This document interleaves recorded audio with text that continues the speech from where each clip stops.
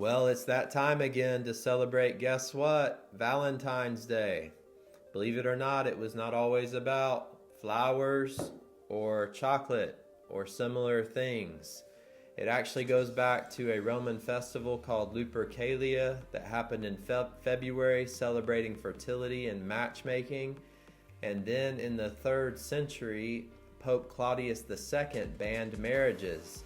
And legend goes there was this priest who continued to marry people against that ban, and then he wrote a love letter to someone and signed it Your Valentine. And then as the centuries passed, it became a celebration of romance, and specifically as we know it in an American context over the last 200 or 300 years, it has become that way. I think it's important to understand holidays we celebrate and the history behind them. And it's obvious looking at the history of Valentine's that it is about celebrating human romance, which is a great gift from our Creator. And I think for those who follow Jesus, it can also be a time to reflect on God becoming human in Jesus Christ to show His love to us. 1 John 3:16 says, "This is how we know what love is, that Christ laid down His life for us, and we ought to lay down our lives for one another."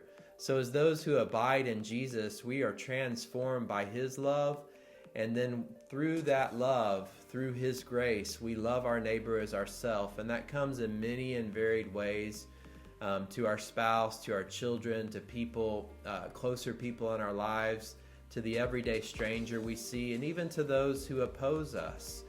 And so I just want to say happy Valentine's Day to you, and do celebrate those around you in various ways with words of affirmations and gifts, and also remember the love of Jesus Christ and abide in Him. And if you haven't received Him, you can surely receive Him by faith.